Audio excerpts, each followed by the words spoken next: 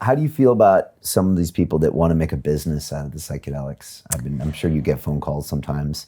I've been hearing some of the marijuana people want to get into the psilocybin business. There's a long queue of people like, okay, I mean, yeah. So I was very concerned about the future of it because what I could see happening was that there's this beautiful thing with this tool with the potential to radically change things for the better for everybody. And I could just think, it's going to end up being corrupted. It's going to end up just being absorbed into that system where that corporate system where there'll be a tiny amount of people making loads of money out of them and essentially everybody else doesn't really change our society because essentially it's just the medical model stays. This is a treatment that people will be given in a clinic, a bit like any other treatment, and that it'll lose its ability to connect communities and enact deep cultural and social change. And that if you incorporate psychedelics into our existing medical model and our pharmaceutical model, then it won't change, really. I mean, sometimes people argue that it would still change, but I don't think it would. I think we need to be more radical than that. So, and also that very system is what causes, for so many people, depression. It's one of the factors. It's that system, that is extractive system, and social inequality is a major predictor of mental illness. And if you look at the maps of social inequality, they map onto mental health trends as well. So if the very container that we're in, the kind of the corporate model and the idea of like the kind of like, I don't know, the 1%, the 1%, having so much wealth and that so many other people are struggling in austerity, then that model is causing so much unhappiness and is a factor in mental illness. So we can't just incorporate psychedelics into the very model that is causing the problems that they're trying to treat. Okay. So I've been worried about this for a long time, like, how's this going to work? And then I saw a presentation at a conference in New York this autumn, which has completely, it was a 10-minute presentation. There's a longer presentation linked to it, but that 10 minutes, it was like one of the best 10-minute segments of my whole life. I was beaming through it because this guy came up on stage. It was a psychedelics conference, and it was all about different models for expanding psychedelic use. And there was someone talking about the kind of corporate model where it's going to be from a for-profit company.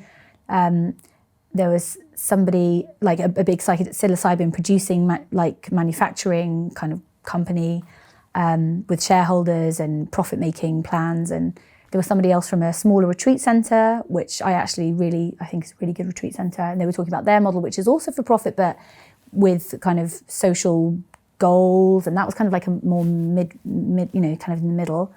And then there was this guy, Bennett, who's an economics professor. And he's been looking at the whole thing, and he's had his own psychedelic experiences that were really incredibly eye-opening for him, and he realised how important this kind of way of working was, but thinking, this is going to get sucked into our current problematic system. And he was very much part of that problematic system. So, but the psychedelics helped him critique it and realise there was something wrong with it. And he was looking at social inequality. He was looking at the kind of,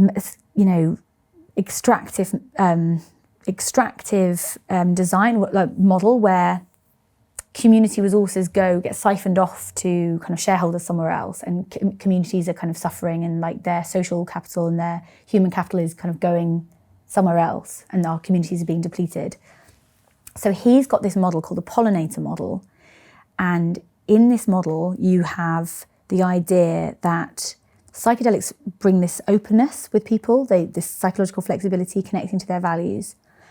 You have community centres, it could be a hospital with a link to this kind of franchise. This franchise is linked to a not-for-profit psilocybin producing company. So there is a not-for-profit. There's this organisation called USONA who are making synthetic psilocybin not-for-profit, and that's the key. Their idea, where he's working with them, that they would be able to provide psilocybin not-for-profit to these kind of community centres like a franchise. And these communities would be working in their own way for their own community. Every community is different.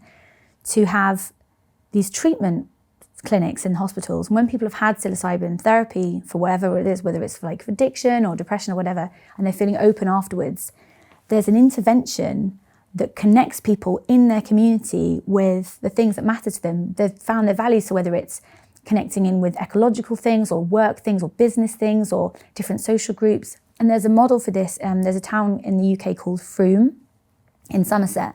And there was a GP there that realised that all of the patients coming to see her were all they're basically suffering from loneliness. And there were really high healthcare costs on each person's loneliness because they're giving different medical treatments and all the different, I think also the cost to, I can't remember the stat, but the cost to in the US, the cost of people not working because of mental health conditions or depression, whatever, is 80 billion or something per year. There's a massive cost to society of people who are feeling so disconnected that they're not contributing. So she saw this on a micro level in this little town, and so what she started doing social prescribing the people in her town connection, getting them together in groups, starting them up on projects. I've heard of this, yeah, in Frome, yeah. And the healthcare costs of Frome went right down, and their spending on healthcare is minimal, and their satisfaction and well-being is going up. So the idea is that you mix psychedelics with these community hubs, with community building programs that work reciprocally with psychedelics. And so I guess that's given me, you can tell by how animated I am, I'm so excited about it because I feel like it finally gives us a template for regenerating communities, increasing connection at the same time as providing a model that psychedelics can be used, not-for-profit psilocybin.